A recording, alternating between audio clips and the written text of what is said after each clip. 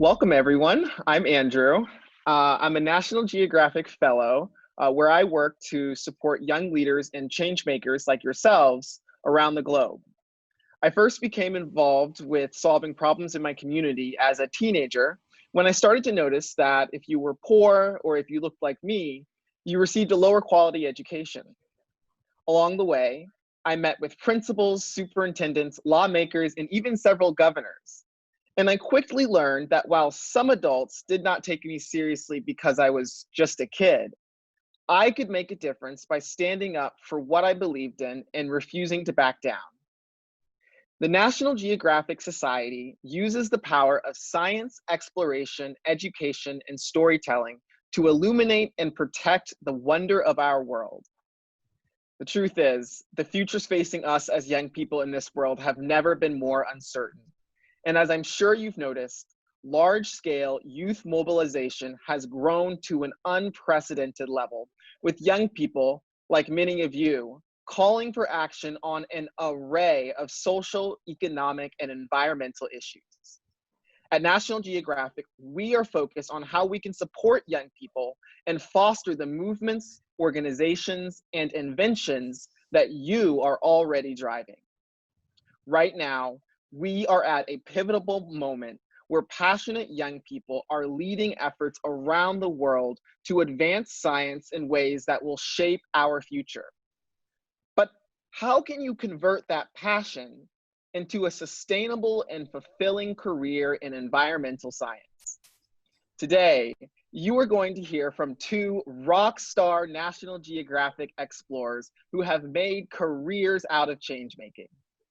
Our explorers are the heart of our community. They are cutting-edge scientists and researchers, transformative educators, and powerful storytellers.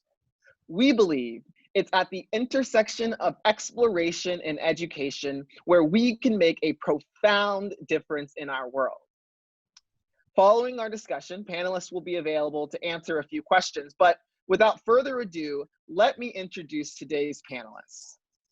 First up, we have Asha de Vos. Asha is a Sri Lankan marine biologist, ocean educator, and pioneer of blue whale research within the Northern Indian Ocean. After completing numerous educational degrees, she established her own nonprofit, Ocean Swell. Ocean Swell is the first marine conservation research and education organization in Sri Lanka. Ocean Swell is also home to the Blue Whale Project, the first long-term study on blue whales in the region. Also joining us today is Vanessa Bezy. Vanessa is a marine biologist and wildlife conservationist for the Wildlife Conservation Association, working to protect sea turtles in Ostinol, Costa Rica.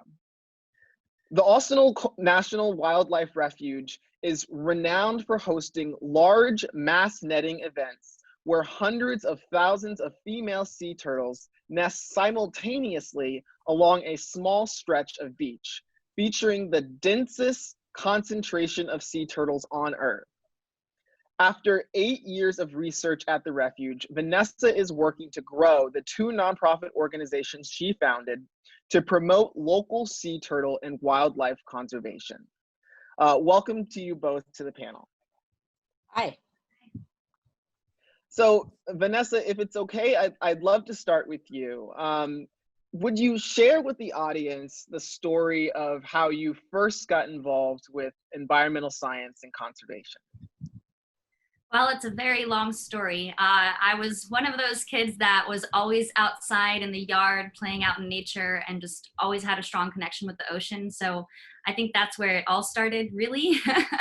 But it probably didn't get very serious until I had my first experience with the sea turtle. Until then I had broad interest in marine conservation, but I had never had that strong connection, I think, with any organism before. And so having my experience with first sea turtle back in 2008 on a very isolated beach in Costa Rica was just a really pivotal moment for me.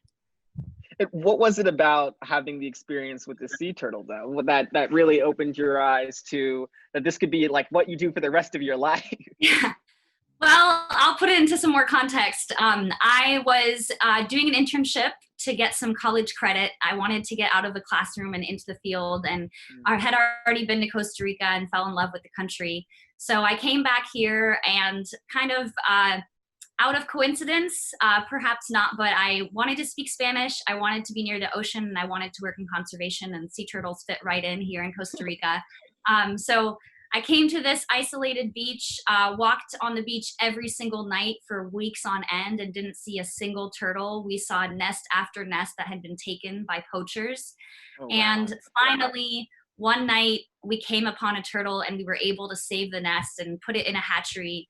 And it just so happened that that next morning we also had hatchlings. And so I was just so overcome with this incredible display of the life cycle of an ancient creature that is now, under threat of extinction. And I was so moved by it that I just knew that that's what I wanted to do the rest of my life. That's a really powerful story, and those experiences often happen when we're young. That can really chart our course. And Asha, I mean, working with blue whales is the kind of dream job. I mean, how did you first get involved with blue whales, and what opened your eyes to the kind of the potential of this kind of career that you've pursued? Yeah, so I mean, just like Vanessa, I think my story is also a very long one, of like where I first sort of thought as a kid I wanted to be an adventurer biologist, adventurous scientist. I wanted to do something that kind of married my love for being outdoors and exploring nature, but also I loved science because I fell in love with it because we had pets that were butterflies and caterpillars and scorpions. We'd watch them have babies and turn into butterfly, go from caterpillars to butterflies, all of these things. And I think that was our science classroom, right? So that was pretty lucky, I'd say. And I think those things kind of really like stayed with me. But, really my work with blue whales, and I mean, I kind of love saying this, but it started with a pile of poop.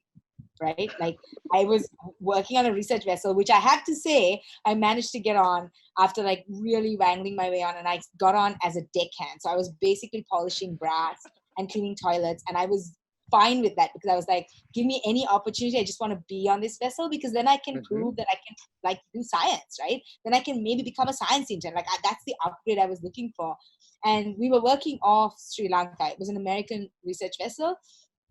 And we were, off the southeast coast of the island. It was a beautiful day. We were tracking sperm whales, and then I saw this gigantic like exhalation or blow in the distance, and I knew it was a massive animal. So it was super exciting because I was like, oh my goodness, it's a blue whale. Like I'd never really seen a blue whale.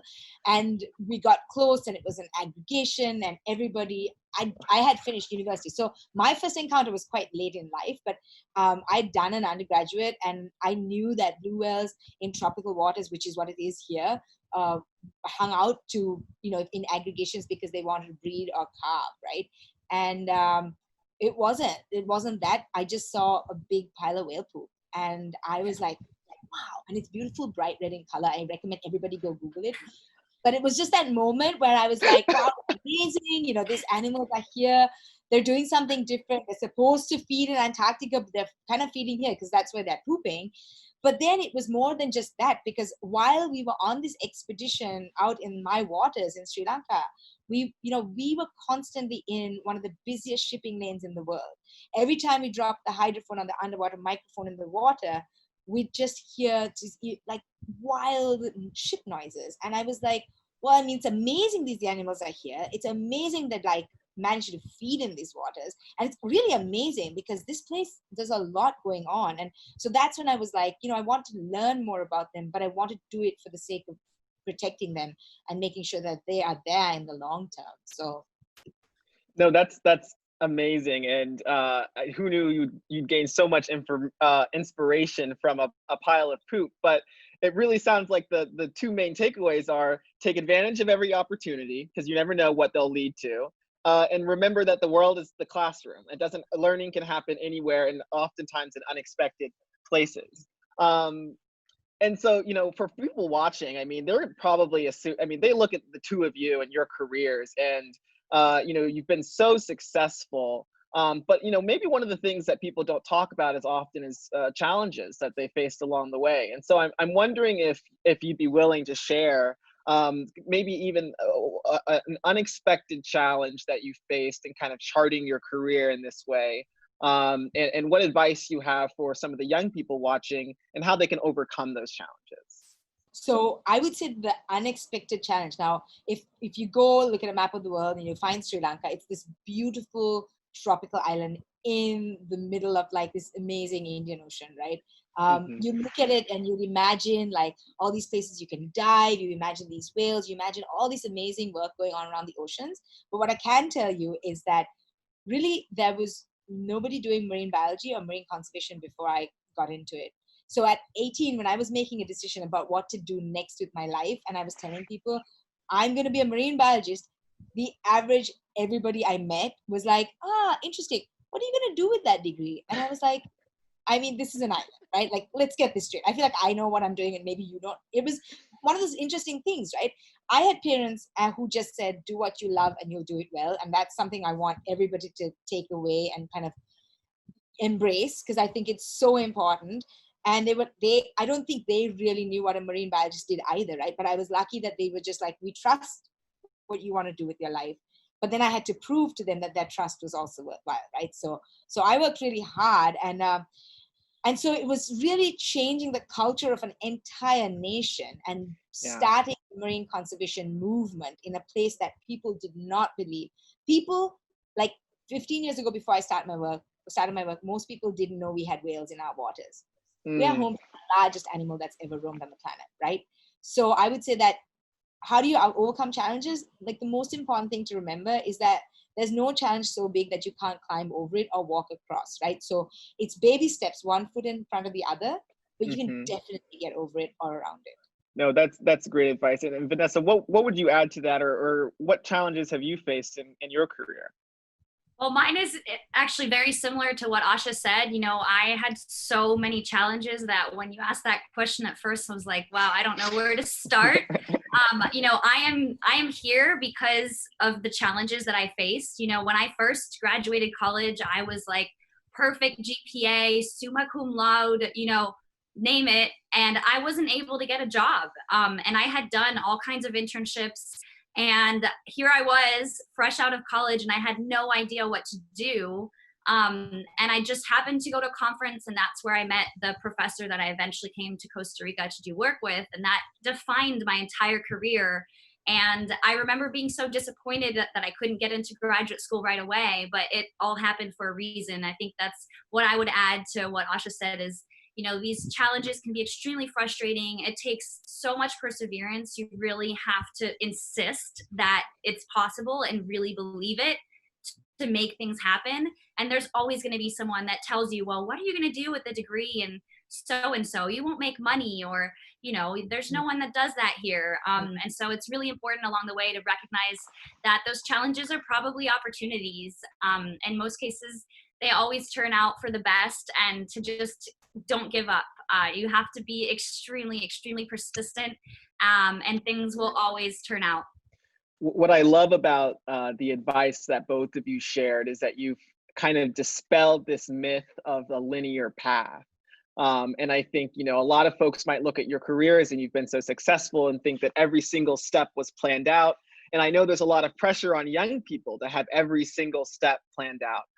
But the truth is you kind of have to just roll with the punches sometimes. And you two have done that so wonderfully throughout your careers. The other piece I wanted to pick up on, though, that both of you mentioned is this idea of mentorship. You've both described mentors as being really impactful in your life. And I'm just wondering, for those young people watching who maybe, want to have mentors of their own, can you talk a little bit about how to find the right mentor and the role that a good mentor plays in a person's career or in a person's life? Well, there is no right or wrong way to find a mentor. A mentor could just be your favorite professor that you ask to have an extra meeting just to talk to. It could just be someone that you meet at a conference. There are so many different ways to find mentors. I think that what you really want to look for is it's someone that makes you feel comfortable and supported, and someone that has some type of goal or part of their career that aligns with what you're interested in. And as long as you can identify those things, sometimes you have to be a little bit pushier to get them to be your mentor. And I'm going to give an example. My professor that I met at this conference, I met because I just heard he was from Costa Rica. And I like hunted him down. He was on my list the whole conference. I insisted on talking to him. I emailed him every 2 weeks for months. And he finally said, okay, I have something for you here in Costa Rica. So some mentors will come more easily than others, but you just have to show them that you really, really care. You're inspired by what they do, and the right mentor will be happy to take you under their wing. That's great advice. So be persistent. Be persistent. Yes. Asha, what about you? I'm sure you both have been a mentor and have looked for mentors. So I'm wondering what advice you can share with the audience. Yeah. So I would say also, like, mentors come in different shapes and sizes, right? Like, that's the most important thing. I would say that my greatest mentors have been my parents, right? Because I think that they have defined every other mentor I've had, because they're very good at giving me constructive criticism. But they're not going to just applaud me every time I do something and make me feel like I'm good about myself for no real reason. They're going to always make sure that, like, they're giving me the best advice and I can trust them. And I think that's a key thing. You want someone, when you're looking for a mentor, you want to look for people who have your best interest at heart. So you can trust that they're going to give you the input that you need, even if it's hard to hear. And trust me, my parents told me a lot of things that's very hard to hear, but it's just helped me to grow, right? Because the more they've given me feedback, the more, and I've listened to it, the more I've been able to kind of readjust the way I do things or how I move or how I grow as a person. Because I think also part of this journey is not just about your goals in terms of your work, but who you are as a person, your character, how you grow, how you learn to empathize with not just like nature, but also the people that you work with. And a lot of that I learned from being with my parents. I learned from watching my parents. So these mentors are people that they might live with you. They might be your neighbors. They might be, the lady down the street who runs a little stall in the corner. Don't dismiss that you can find them anywhere. And I would say, definitely make sure that they're people you trust and that they're going to have your best interests at heart and want to watch you grow through your process. And that's really important, I think. And what I appreciate that you sprinkled in there a little bit is some advice on how to be a good mentee as well. When you get feedback, take it seriously, grow from it. I think that's great advice for folks to keep in mind. So I want to shift gears a little bit. Right now we're in the midst of a global pandemic, and it has affected communities across the world in ways that I think we're still beginning to understand and will be for quite some time. We did get one question from the audience. Hi, my name is Mia Franks and I'm from the United States. My question for the panel is, do either of you have a hypothesis of how you think this pandemic will affect the ecosystems you study? Okay, so the fundamental thing is it's a little tricky, right? Because of the restrictions of travel and stuff like that, a lot of us haven't been able to get to our field sites to go and do the kinds of like the data collection and stuff like that we want to right now, right?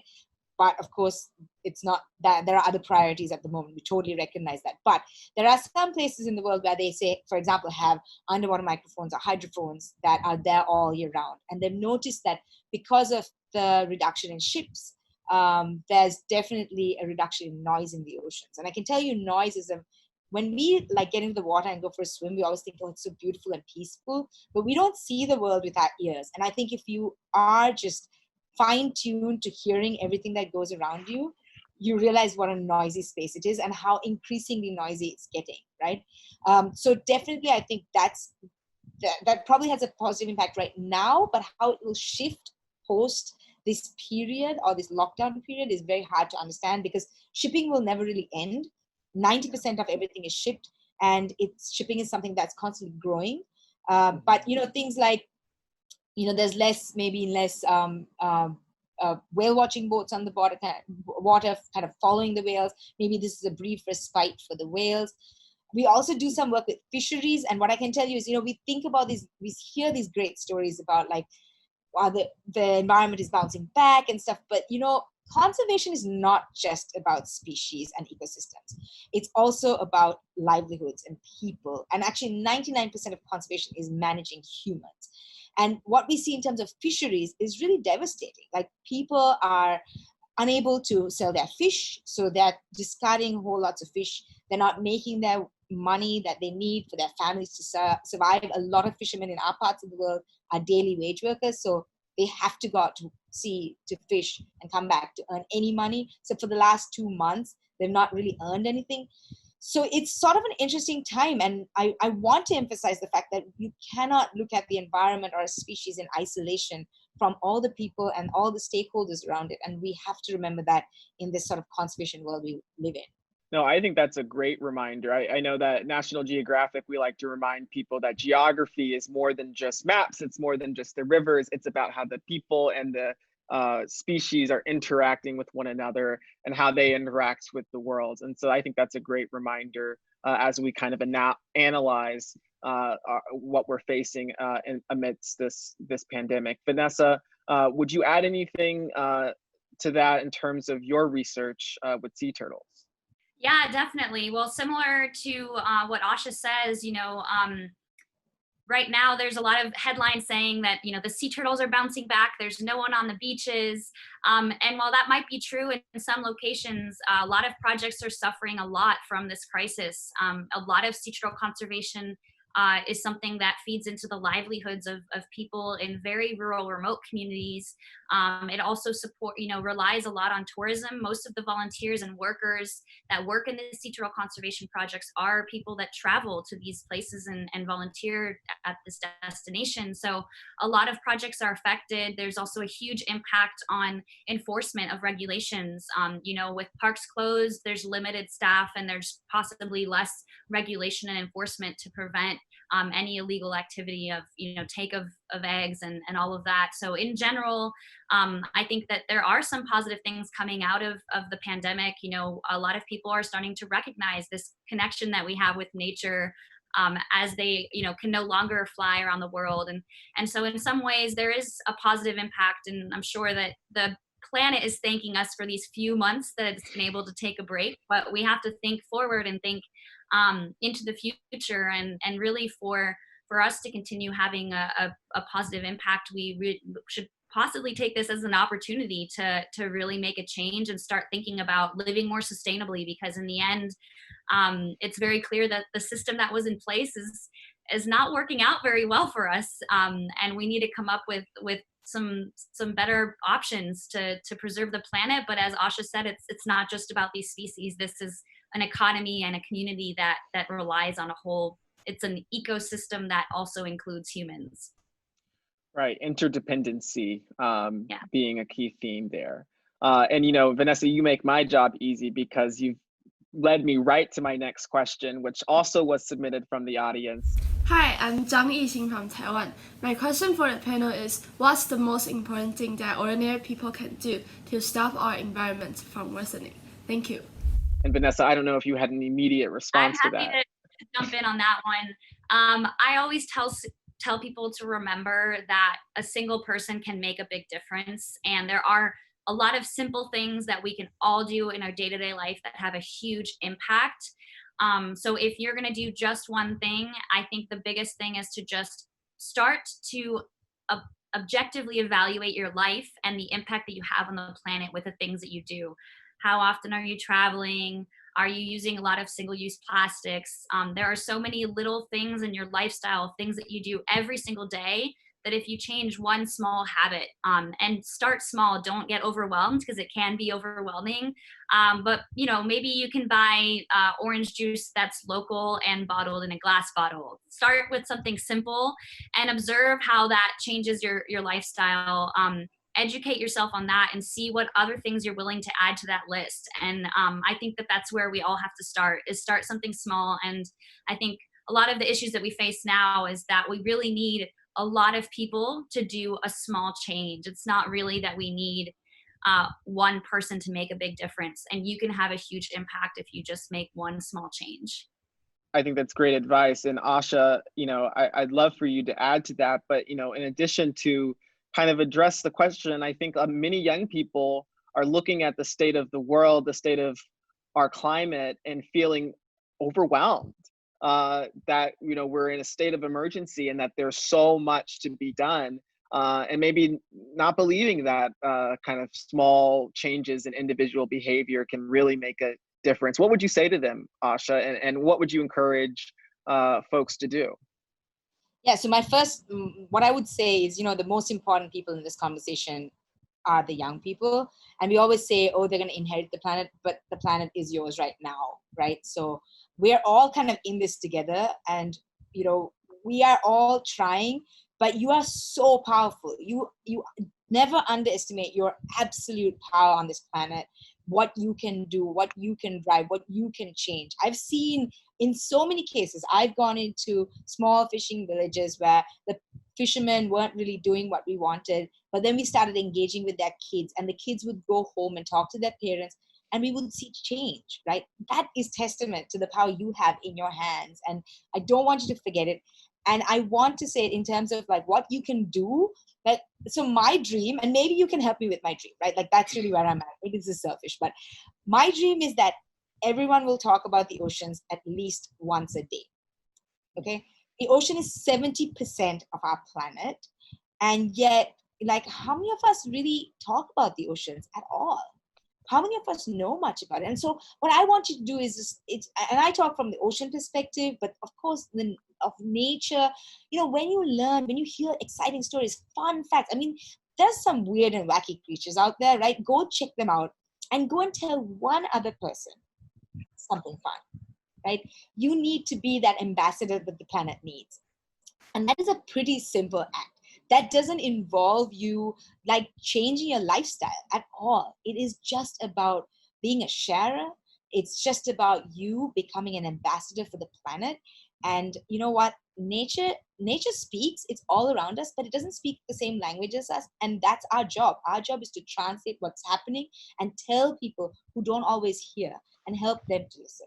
So I am challenging you to go tell somebody a fun fact today about something you learned about this beautiful planet we live in. I love that advice. And what I love from both of what you've shared is kind of dispelling the notion, people like to say young people are the future. And what you're both telling us is actually no, young people are very much part of the present. They have agency in the present, and that their leadership and that their commitment to our planet is needed right now. And so don't wait for graduation or to be an adult. Do it right now. I did want to go back to some of the kind of career skills that you all have been able to build over time. We got one question. Hi, I'm Sun from China. My question for the panel is, how do we transfer scientific research in various areas to actual policies and actions in the real world? Thank you. There's a lot of amazing resources out there, and Nat Geo is amongst an amazing example of how scientists can translate our language into the general public's language. And storytelling is the most important thing that I have learned. Being able to engage with people, being able to not oversimplify. You don't want to treat people like they can't understand anything, but be able to translate numbers and figures and all of these things into something that makes sense. A simple message, identifying those messages, those underlying messages in the research to really be able to communicate those effectively. And as a scientist, I think the most important thing, and where a lot of us fail, is that we tend to be too much of a scientist. There's an amazing book called Don't Be Such a Scientist that I highly recommend everyone read. It's just trying to, scientists tend to be very critical. That's how we get where we are. We're very strict with our research methods. And so we have trouble letting go to communicate that. And so if you are going to be scientists, learning how to maintain kind of that humble background so that you can really communicate effectively with people and connect with them. Thank you for that book recommendation. And the reminder that, you know, everyone, we see the world in stories, we communicate about the world in stories. And so how can you use stories to communicate these scientific messages?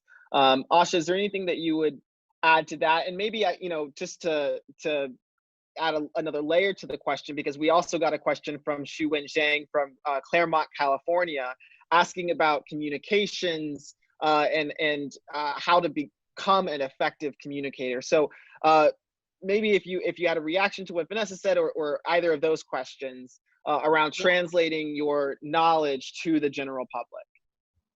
Yeah, so I would start off, I'll go back to the first question because I'd like to add something.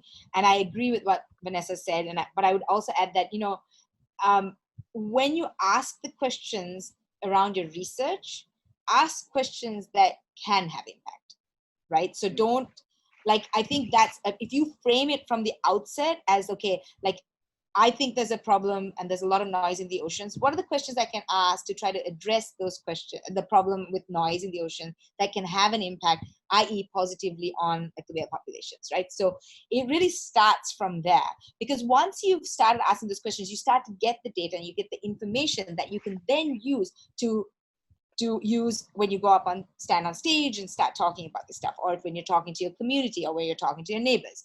I'd say simplify and be, you know, talking about like communicating through stories. I mean, the fundamental fact is science, you know, is what connects people in their brains, but the heart is connected by stories, right? So you want to make sure you have a fine balance between fact, because as you know, if you're in this field, if you're in conservation, if you're in science, you want to make sure that you're also using the best quality science and that's what you're transferring. So always be sure of what you're saying as well. I think that's super, super important. And how did you become an effective speaker? Well, my first piece of advice would be practice, practice, practice. Don't be afraid to take every opportunity that comes your way.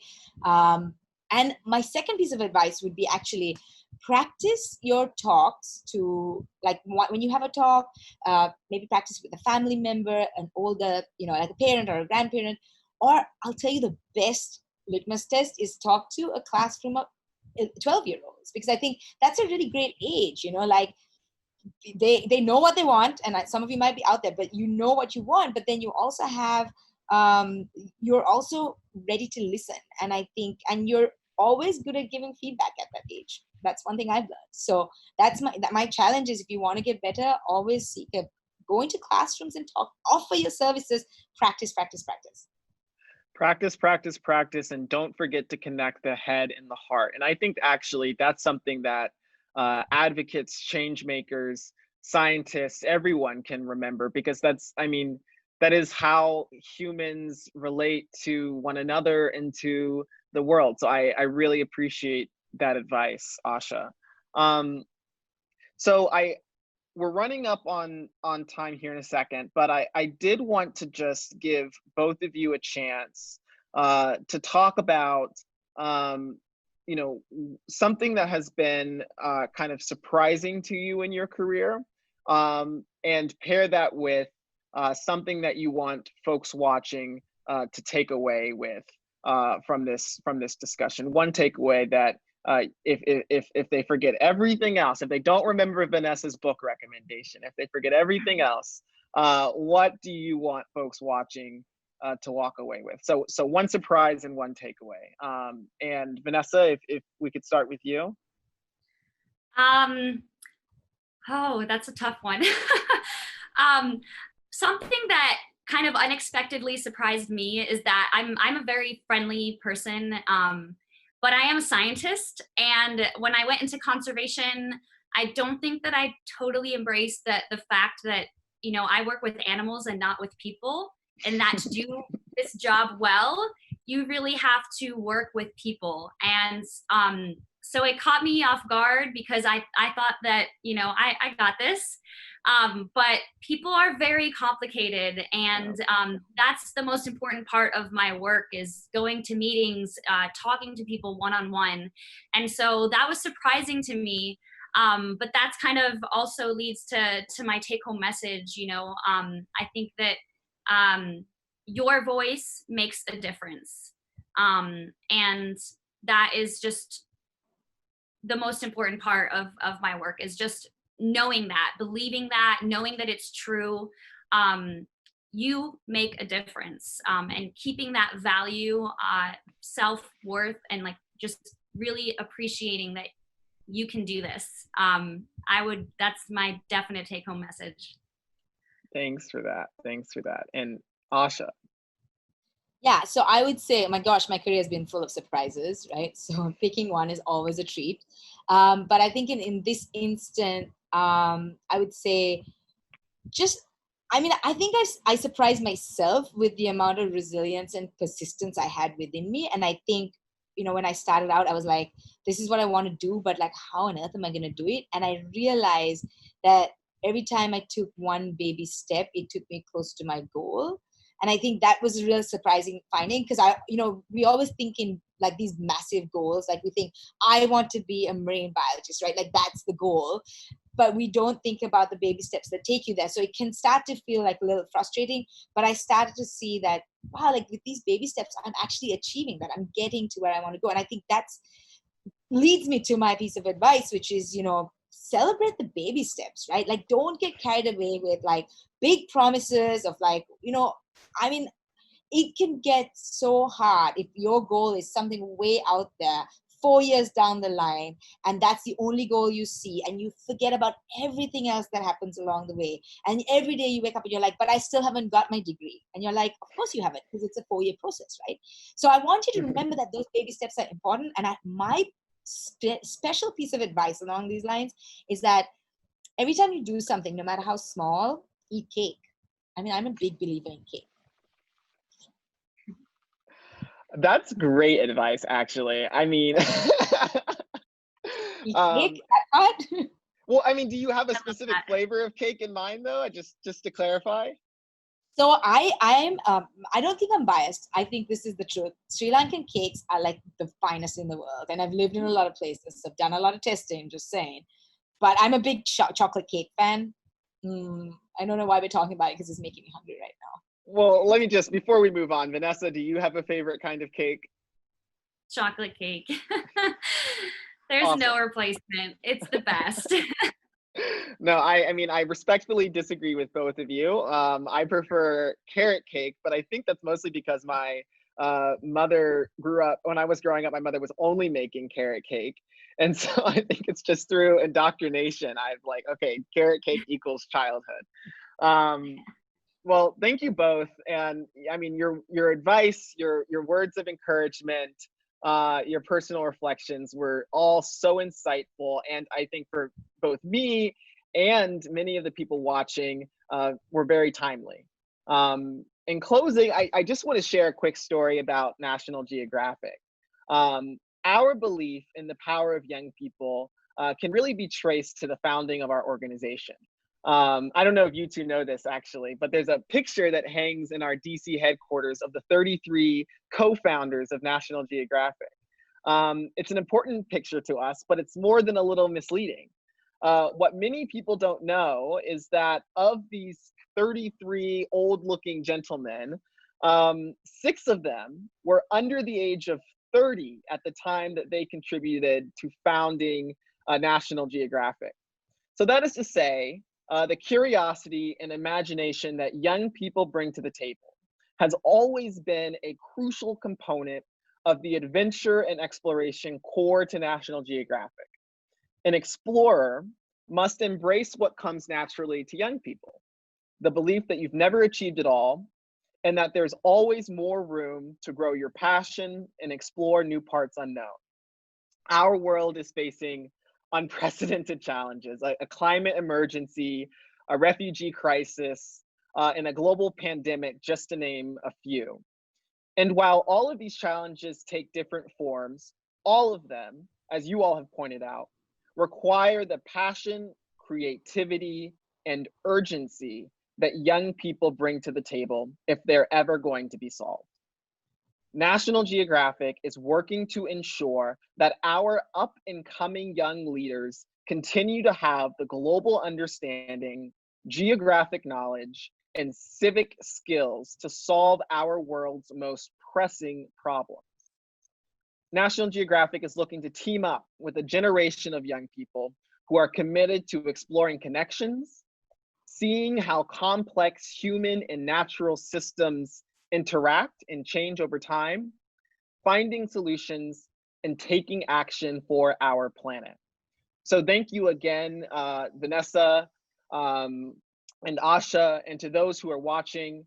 And don't forget to check out some of the other exciting discussions ISEF has in store for you all. Thank you. Thank you, guys. Thank you.